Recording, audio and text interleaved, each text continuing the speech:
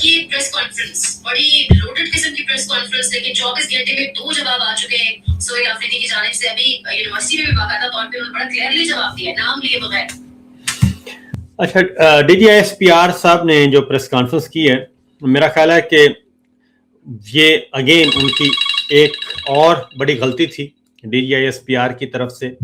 یہ جو press conference کی ہے، وہ جب بھی پریس کانفرنس کرتے ہیں اس کا کوئی پازیٹیو رسپانس نہیں ہوتا، اس کا کوئی پازیٹیو رزلٹ نہیں نکلتا، بلکہ اس سے تلخیوں میں مزید اضافہ ہوتا ہے اور ادارے پہ ہمارے جو مسلح افواج ہیں وہ مزید انڈر پریشر ہو جاتی ہیں. اس کی وجہ یہ ہے کہ جو D G I S P R کا ایک تو ان کے پاس بیانیہ نہیں ہے کسی قسم کا، زمینی حقائق سے بالکل وہ ناواقف ہیں، اور حقائق پر مبنی گفتگو کرنے کے بجائے وہ حقائق کو مسخ کرتے ہیں، اور اس لیے نہ ان سے بیانیہ بن رہا ہے، نہ ان سے اپنا پوائنٹ آف ویو دیا جا رہا ہے، اور نہ ہی ان کو کوئی کامیابی مل رہی ہے.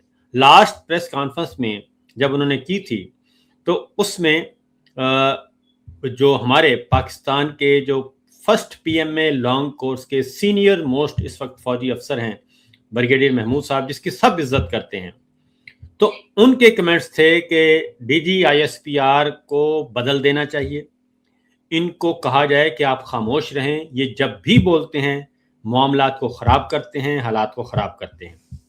تو لہٰذا D G I S P R جو ہیں وہ ایک سیاسی جماعت کے ترجمان کے طور پہ، بلکہ ترجمان اعلیٰ کے طور پہ ان کی پریس کانفرنس کو دیکھا جا رہا ہے، اس کے علاوہ کچھ نہیں. میرا ایک اور پوائنٹ آف ویو بھی ہے کہ یہ جو بات چیت چل رہی تھی کہ بات چیت ہو رہی ہے اور مذاکرات کی طرف بڑھا جائے، ٹمپریچر کو ڈاؤن کیا جائے، اور اس میں مختلف طریقے سے بے شک کاسمیٹکس میئرزی ہوں، اور پیپلز پارٹی سندھ میں ان کو ویلکم کر رہی ہے، اور لاہور میں جو سامنے آیا رد عمل سہیل آفریدی کے باہر لاہور کے وزٹ کے دوران پبلک کا جو آیا رد عمل، اس ساری صورتحال میں ایک جھوٹا سچا ماحول بن رہا تھا مذاکرات کا، اور محمود خان اچکزئی صاحب اور باقی سارے لوگ درمیان میں تھے.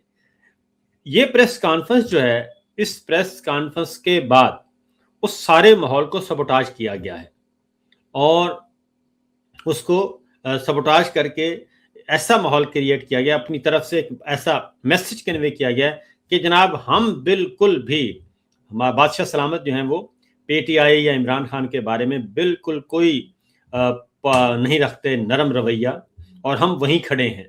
تو اس کے بعد اس کو تلخی کو بڑھانے کی کوشش کی گئی ہے، اور یہ پہلا موقع ہے کہ پی ٹی آئی کی طرف سے اس کا رسپانس کم آ رہا ہے، اور سوشل میڈیا پہ اور ادروائز باقی جماعتیں جو ہیں وہ زیادہ اس کو محسوس کر رہی ہیں، کیونکہ جو D G I S P R کی پریس کانفرنس تھی وہ صرف پی ٹی آئی تو ایک بہانہ ہے، سامنے انہوں نے پی ٹی آئی کو رکھا، عمران خان کو رکھا، ادروائز ساری کی ساری لیڈرشپ کو، پولیٹیکل لیڈرشپ کو کل وہ ٹارگٹ کر رہے تھے. اور دہشت گردی کے خلاف جنگ، افغان پالیسی، یوکرین پالیسی، یہ ساری کی ساری افغان پالیسی جو ہے پچھلے 45 سال سے جی ایچ کیو دیکھ رہا ہے، آرمی چیف دیکھ رہے ہیں، جنرل ضیاء الحق صاحب سے لے کر جنرل ضیاء الحق صاحب ہوں، جنرل اسلم بیگ ہوں، جنرل آصف نواز ہوں، جنرل کاکڑ ہوں، جنرل کیانی ہوں، جنرل مشرف ہوں، جنرل باجوہ ہوں، جنرل راحیل ہوں، افغان پالیسی کو ہمیشہ دیکھا ہے جی ایچ کیو نے، اور جی ایچ کیو کے روح رواں ہوتے ہیں آرمی چیف، تو ان کو وہی دیکھ رہے ہیں. افغان پالیسی اچھی ہے تو بھی آپ کو تعریف ہوگی تو آپ اس کا کریڈٹ لیں، افغان پالیسی صحیح نہیں رہی تو اس کا نقصان جو ہوگا وہ بھی D G I S P R اور ہماری ملٹری لیڈرشپ کو بھگتنا پڑے گا. جو کامیابیاں ہیں ناکامیاں ہیں وہ ساری، دہشت گردی کے خلاف جنگ کو بھی وہ دیکھ رہے ہیں.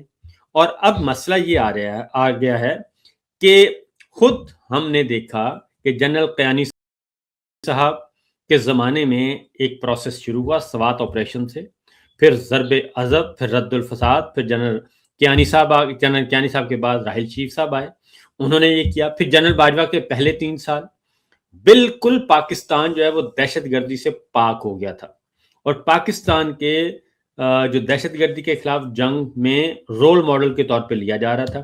پھر ہماری پاک افغان بارڈر پہ ہم نے باڑ بھی لگا دی، بہترین ہم نے اپنا بندوبست کر لیا، اور ہر 2 مہینے بعد 3 مہینے بعد بریفنگ دی جاتی تھی کہ آج اتنے کلومیٹر ہو گئی، آج اتنے کلومیٹر، آج اتنے کلومیٹر.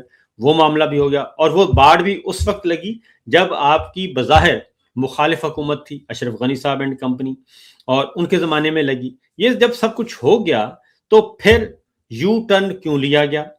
اور یو ٹرن ریکارڈ پہ ہے. آپ جب حقائق کو مسخ کریں گے، اور اس وقت عمران خان کی کابینہ میں یہ معاملہ آیا اور اس کو اپوز کیا گیا. اپوز کرنے کے بعد پھر موجودہ یہ جو ریجیم چینج آپریشن ہوتا ہے، پھر یہ آتے ہیں اور یہ ان سب کو لے کر آتے ہیں. ہمیں خود بتایا گیا تھا، کوئی تقریباً 20-25 لوگ تھے اس بریفنگ میں، جو کہ ہوئی تھی ISI ہیڈ کوارٹر میں. جنرل باجوہ نے دیا تھا، بریفنگ دی تھی، اور اس میں انہوں نے بتایا تھا کہ یہ 5,500 لوگ ہیں، ہم ان کو واپس لانا چاہتے ہیں اور ان کو مین سٹریم میں لے کے آتے ہیں تاکہ یہ کوئی کام کر سکیں، کیونکہ یہ ان سے اسلحہ لیں گے. انہوں نے ایک اور مثال بھی دی تھی، انہوں نے مثال لشکر طیبہ کی بھی دی تھی اور TLP کی بھی دی تھی کہ ہیں ان کو کہیں نہ کہیں تو کھپانا ہے. تو یہ ان سب کو کہیں نہ کہیں کھپانا تھا، تو اس پہ انہوں نے کہا جی کہ یہ لے کے آنا. لیکن ان لوگوں کو جب لانے کی کوشش کی گئی تو یہ اس وقت بھی کہا گیا تھا کہ افغانستان میں ہیں، ان کی حکومت آ گئی افغان طالبان کی، وہاں رہیں، ہمیں کیا ضرورت ہے؟ وہ خود بخود ہی جن کے لیے لڑتے رہے ہیں وہ خود بخود ہی کر لیں گے ان کو اکوموڈیٹ. لیکن ظاہر ہے وہی بات ہے کہ وہ گڈ اور بیڈ کے چکروں میں، اور ہمارے اسٹریٹجک ایسٹس ابھی تک ہم نے ان کو بنایا ہوا تھا، اس لیے یہ ساری کی ساری بیک گراؤنڈ میں آپ کو بتا رہا ہوں کہ ایکچوئل یہ ہے.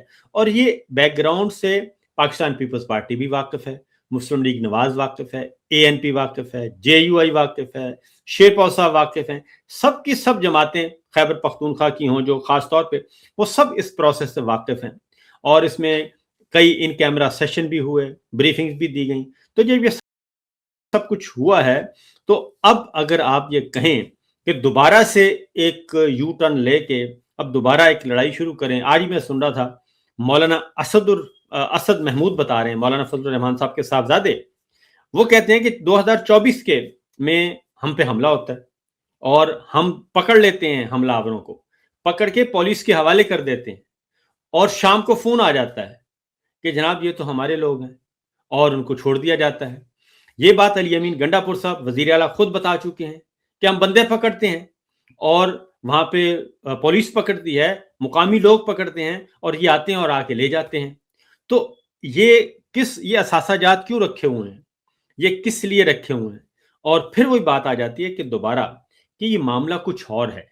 یہ بظاہر PTI کو نشانہ بنانا، عمران خان کو نشانہ بنانا اور گورنمنٹ کو نشانہ بنانا، پولیٹیشنز کو نشانہ بنانا، اصل میں ہڈن میں کچھ اور ہے. ہڈن میں یہ ہے کہ جو اس وقت اس ریجن میں جو ہو رہا ہے اور جو امریکہ کی خواہش ہے، وہ ہے اصل پرابلم.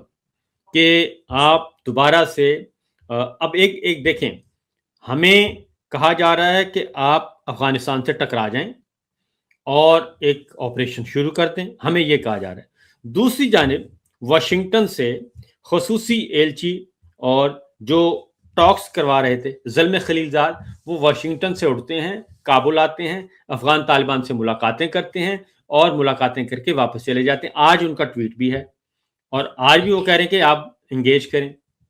تو جب تک یہ اصل بات نہیں بتائیں گے کہ وہ لنچ میں کیا ہوا ہے، اس لنچ میں کیا مینیو تھا، کیا بل تھا، کیا خواہشات تھیں، کیا مطالبات تھے، کیا فرمائشیں تھیں، اور یہ کیا کمٹ کر کے آئے ہیں، کیا یہ عہد و پیمان کر کے آئے ہیں، جب تک یہ نہیں بتائیں گے ہم اسی طرح سے ان سے بیانیہ نہیں بنے گا، کیونکہ یہ اصل بات بتا نہیں رہے اور ادھر ادھر کی ٹامک ٹوئیاں مار کے کبھی آپ برے، کبھی سہراب برکت کو اٹھا لو، کبھی کسی کو اٹھا لو، کبھی صحافیوں کو 85 سال کی سزا سنا دو، کبھی آپ ایمان مزاری، اب یہ ایمان مزاری کے پیچھے پڑ گئے ہیں. یہ سلائیڈ دکھاتے ہیں کہ یہ بھی ملک دشمن، یہ بھی ملک دشمن، اور یہ بھی جناب بیرونی ہاتھ ہیں.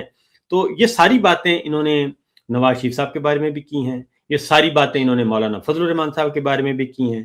یہ ساری باتیں بیرونی ہاتھ والی، جب یہ افغان باڑ لگ رہی تھی نا جی، جو جب مرجر ہو رہا تھا قبائلی علاقہ جات کا، تو مولانا فضل الرحمان صاحب اس کو اپوز کر رہے تھے. تو اس وقت کہا گیا کہ جی مولانا صاحب نے فلاں سفارت خانے سے کوئی پکڑا ہے 50,000 یا 5 لاکھ مقامی کرنسی میں نام نہیں بتا رہا اس سفارت خانے کا، جی فلاں سفارت خانے سے 5 لاکھ پکڑا ہے. تو اب دوبارہ سے وہ کہتے ہیں کہ نہیں اس کو، اب مولانا فضل الرحمان صاحب ٹھیک ہے اب یہ بات کرتے ہیں کہ یہ مرجر واپس ہونا چاہیے. تو یہ ان کا کوئی دین ایمان ہے؟ ان کا کوئی دین ایمان نہیں ہے. کبھی یہ مریم نواز صاحبہ جو ہیں وہ اسرائیلی ایجنٹ بن جاتی ہیں، کبھی عمران خان بن جاتا ہے، کبھی بشرا بی بی بن جاتی ہیں، کبھی علیمہ خان بن جاتی ہیں، کبھی نواز شریف، کبھی شہباز شریف، کبھی میں اور کبھی آپ. یہ سارے کا سارا ایک کہانی ہے. کبھی محترمہ بے نظیر بھٹو سیکورٹی رسک تھیں. تو یہ ایک پرانی کتابیں ہیں، یہ پرانا سلیبس ہے. دنیا بدل چکی ہے، سلیبس بدل چکے ہیں، تاریخ بدل چکی ہے، ضروریات بدل چکی ہیں، لیکن یہ پرانی کتابیں نکالتے ہیں جھاڑ چھنگار کر کے، پرانی فائل نکال کے اور پریس کانفرنس ٹھوک دیتے ہیں. ساوی صاحب افغان پالیسی پہ کے پی حکومت بھی واضح کر چکی ہے، سہیل آفریدی کے ٹویٹس پھر ڈی جی صاحب بھی پریس کانفرنس میں واضح کر چکے ہیں جو سب ہے. اور افغان پالیسی ایک پوائنٹ تھا جس پہ آپ کہہ رہے ہیں کہ مذاکرات کا آغاز ہو سکتا تھا، پھر یہ تو آنے والے دنوں میں آپ دیکھ رہے ہیں کہ ٹکراؤ مزید بڑھے گا. یہ میرا خیال ہے کہ کل D G I S P R کی پریس کانفرنس جو تھی اس کا بنیادی میسج یہ تھا کہ ہم ٹکراؤ چاہتے ہیں، کیونکہ جتنا زیادہ ٹکراؤ ہوگا اتنا زیادہ ان کی دال جو ہے وہ گلتی رہے گی. اس کی وجہ ہے کہ ٹکراؤ ختم ہو جائے، پولیٹیکل ڈائلاگ شروع ہو جائے، آپس میں بیٹھ جائیں لوگ اور 6 مہینے 8 مہینے سال کے اندر اندر چیزیں سیٹل ڈاؤن ہو جائیں اور معاملات بہتر ہو جائیں. تو نقصان کس کا ہے؟ نقصان صرف 2 خاندانوں کا ہے. ایک وہ خاندان جس کو انسٹال کیا جا رہا ہے اور ایک جو کرنے والے ہیں.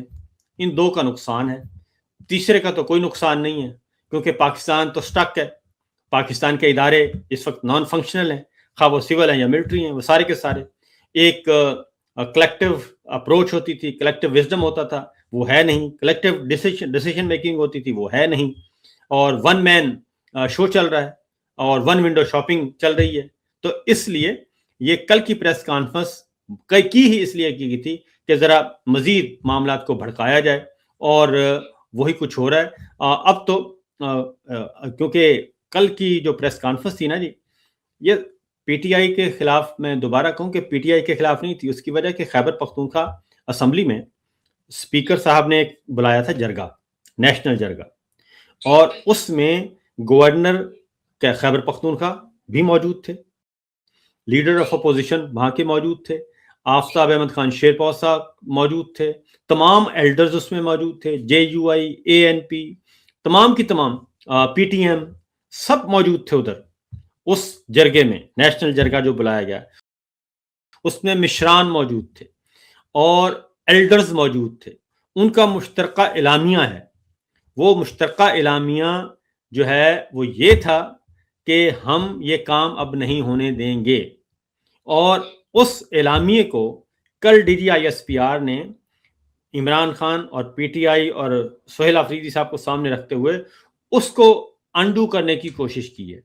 یہ ہے اصل پرابلم، کہ یہ اس کی ریزن ہے کہ دوبارہ میں آپ کو کہوں کہ بھائی کس لیے آپ آپریشن کرنا چاہتے ہیں، کس لیے اور کس کو پکڑنا ہے، اور پھر مقامی لوگوں کو آپ تگڑا کیوں نہیں کر رہے، ان کو امپاور کیوں نہیں کر رہے، اور جب وہ پکڑتے ہیں تو آپ بندوں کو چھوڑتے کیوں ہیں؟ اس کا جواب کوئی نہیں آیا آج تک. مولانا اسد صاحب بھی یہ کہتے ہیں. جان محمد بلیدی صاحب کو میں سن رہا تھا بلوچستان سے، وہ کہتے ہیں کہ پتہ نہیں D G I S P R کو کس اینک سے انہوں نے دیکھا ہے کہ بلوچستان کے حالات ٹھیک ہیں. وہاں تو پہلے سے بھی خراب ہو گئے ہیں اور اغوا برائے تاوان کے واقعات ہو رہے ہیں اور لوگوں کو اغوا کر کے تاوان مانگا جاتا ہے. تو کہیں سے بھی کوئی چیز ایسی نہیں آئی کہ جس کی بنیاد پہ D G I S P R Ahmed Sharif Chaudhry صاحب جو ہیں ان کی بات کو کہیں سے سپورٹ ملے. تو یہ تان و تشنیع تھا ایک بنیادی طور پہ، اور تو کچھ بھی نہیں تھا. سر 8 فروری کو پیا جام ہڑتال اناؤنس کرتی ہے بیرسٹر گوہر نے، اور 8 فروری ویسے ہی پی ٹی آئی بھی آلریڈی اور تحریک تحفظ پاکستان بھی کہہ چکے ہیں، لیکن رانا ثناء اللہ صاحب ٹی وی اسکرین پہ 2 مرتبہ فرمان کر چکے ہیں کہ 8 फरवरी के हवाले से अगर कोई तैयारी की, सड़कों पर निकले तो हम लोगों को बाकायदा तौर पे उठाएंगे। देखिए, लोगों को जाहिर है ये कोशिश कर रहे थे, ये जो मुज़ाकरात का खेल खेल रहे थे, ये बेसिकली यही था कि आप 8 फरवरी की कॉल को मौखर कर दें और 8 फरवरी की कोई तैयारी ना करें। ये अगेन वही बात है कि 8 फरवरी का दिन गुजारना चाहते हैं। उसकी वजह ये है कि 8 फरवरी को जो कॉल होगी, अगर वो कामयाब हो जाती है, उसको पाकिस्तान का मीडिया तो कवर नहीं करेगा, लेकिन आलमी मीडिया तो कवर करेगा। आलमी ज़राए अबलाग तो देखेंगे, आलमी इदारे भी देखेंगे, एम्बेसीज भी देखेंगी, उसको ऑब्ज़र्व करेंगी, और जब ऑब्ज़र्व करेंगी तो पता चल जाएगा कि इनके पल्ले कुछ नहीं है। उसकी वजह ये है कि कोई भी एक भी सोसाइटी का जो है सेगमेंट ऐसा नहीं जिसको इन्होंने कोई सुकून दिया हो। आप 60% किसान हैं, किसानों की 5 फसलें होती हैं, उन 5 फसलों का काश्तकार इस वक्त रुल गया है। गंदम वाला, गन्ने वाला, कपास वाला, आलू वाला, चावल वाला, मकई वाला, किसी को कोई कीमत नहीं मिल रही। ये किसानों की हालत है, और किसानों की आबादी कितनी है? 60% हमारा ज़री पेशे से ताल्लुक़ है। उसके बाद आ जाएं कारोबारी लोग भी पिसे हुए हैं। वो भी उन्होंने पिछले दिनों एक 14 जनवरी या 16 जनवरी की कॉल दी हुई है आल पाकिस्तान ताजर एसोसिएशन ने। और आप लाहौर चैम्बर की बात सुन लें, आप कराची चैम्बर की बात सुन लें, आप कोयटा चैम्बर की बात सुन लें, आप पेशावर चैम्बर की बात सुन लें, वो आपको अपनी दुनिया, अपनी हकीकतें बता रहे हैं। और आप कैसर बंगाली साहब को सुन लें, आप पाशा साहब को सुन लें, आप इम्पार्शल जो हैं, जो खालिसतन हमारे जो इकोनॉमी कवर करते हैं हमारे रिपोर्टर्स, उनकी आप गुफ्तगू सुन लें, शहबाज राना साहब को सुन लें, वो सारे आपको आईना दिखा रहे हैं।